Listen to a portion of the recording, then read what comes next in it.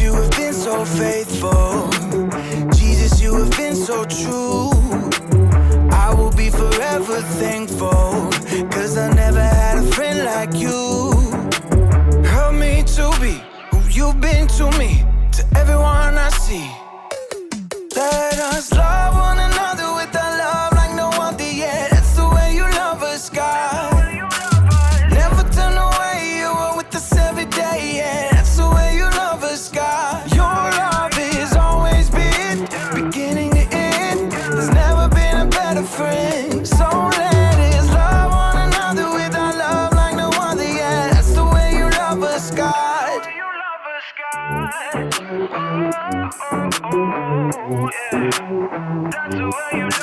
You with me in the darkest valley.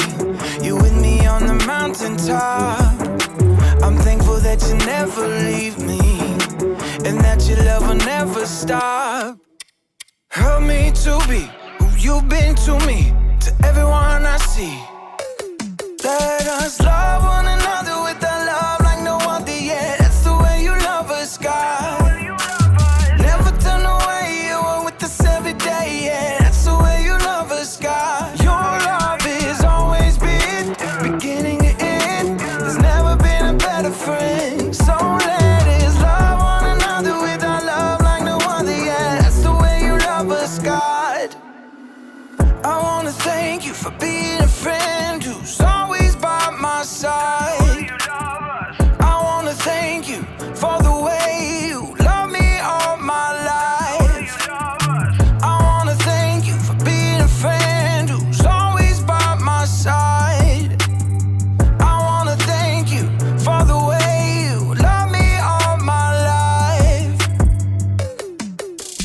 Love one another with our love like no other, yeah. That's the way you love us, God. Never turn away, you are with us every day, yeah. That's the way you love us, God. Your love has always been beginning to end. There's never been a better friend. So let us love one another with our love like no other, yeah. That's the way you love us, God.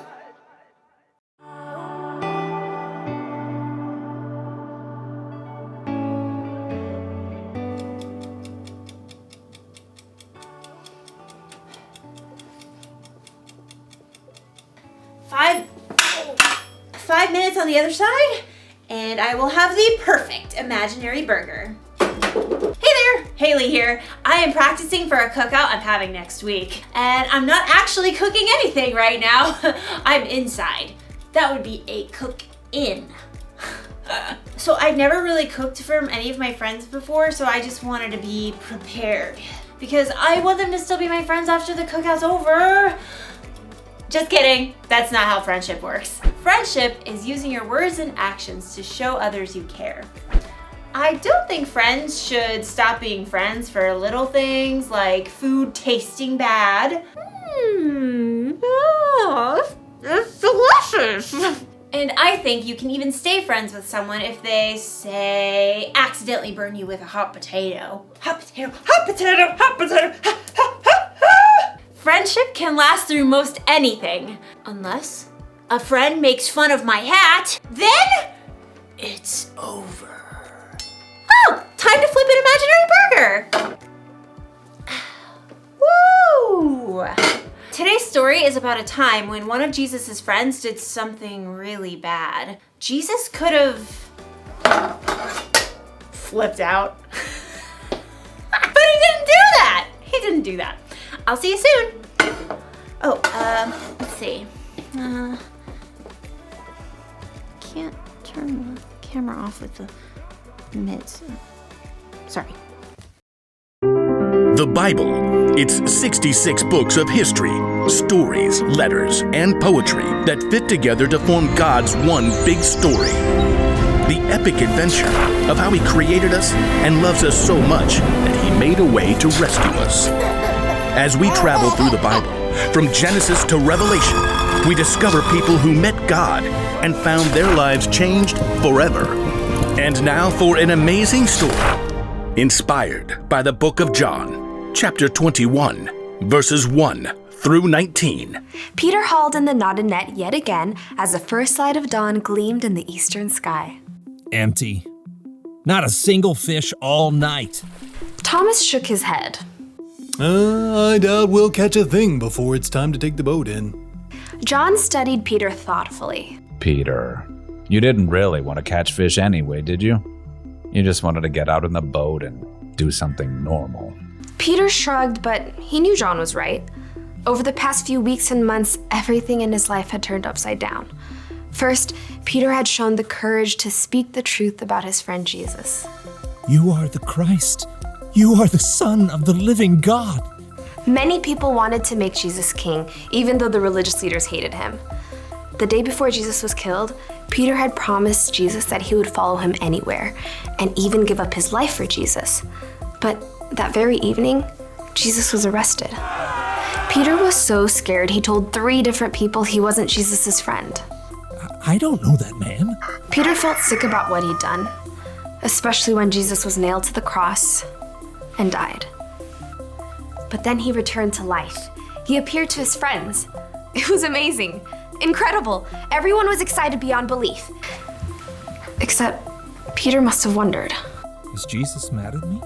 Am I still his friend? Does he still love me? Now Peter found himself in the boat, trying to figure it all out. His fingers tightened on the wet rope as he prepared to cast the net one more time. As he glanced over on the shoreline, he saw a figure standing there. Friends, don't you have any fish? Nope, not one. Throw your net on the right side of the boat. There you will find some fish.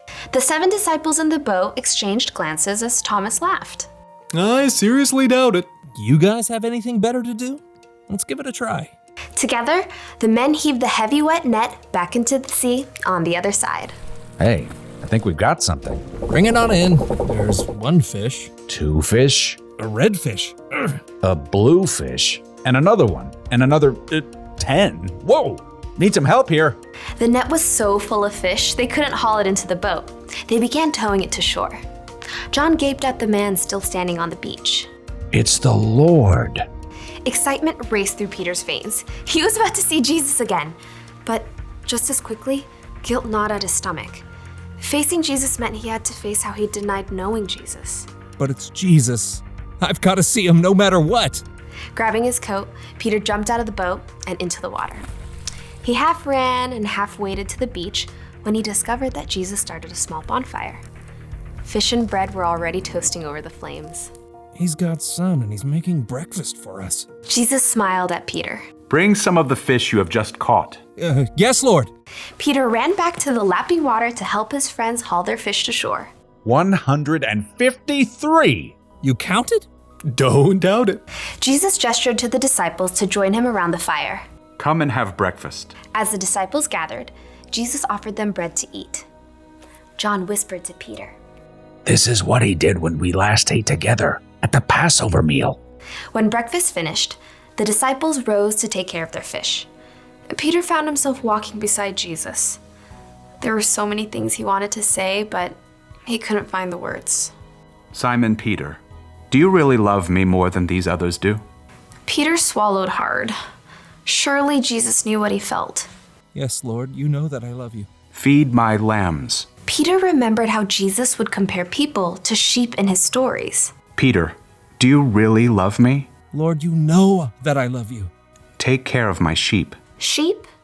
People. Peter waited in his mind. Jesus must be telling Peter to take care of the people who had followed him. Peter, do you love me? Lord, you know all things. You know that I love you. Feed my sheep. Just as Peter denied knowing Jesus 3 times, he now confirmed 3 times that he loved Jesus. What's more, Jesus wanted Peter to go out and share that love with others. He's forgiven me, even after what I did. Peter, things are going to get even more difficult for you. You are going to be led places you do not want to go. Peter slowly nodded his head. He was willing to do anything Jesus asked of him. Follow me. Yes, Lord, I will. Because Jesus had forgiven him, Peter was now free to share the love of God with those around him, without carrying around a heavy load of guilt.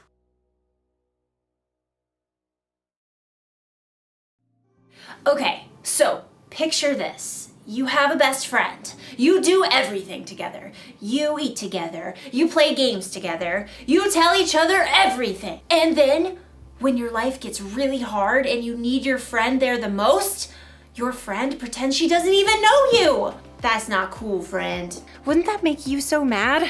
It would make me want to say goodbye to that friend forever. But Jesus didn't do that when Peter pretended not to know him. Instead, even though he must have felt so hurt inside, Jesus forgave Peter. Now, I know what you may be thinking. It was pretty cool for Jesus to forgive Peter like that. It was. But guess what? Jesus forgives you and me like that too. Anytime we mess up, we break a rule, or we do something we know is wrong, Jesus forgives us. That's because he loves us so much, and because our relationship is more important to him than our mess ups. That's why the one thing to remember today is this. Friends, forgive one another. Jesus forgives us, so we should forgive others. Our friendships should be more important than our mess ups. I'm not saying it's easy to forgive. It's not.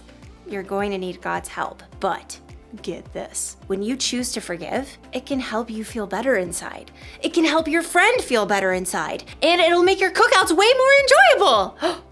Speaking of, this imaginary corn is almost done roasting. Oh, look at that. Oh, what? Oh, this is gonna taste so good when they're real. Goodbye, everybody. Oh, again with the mitts.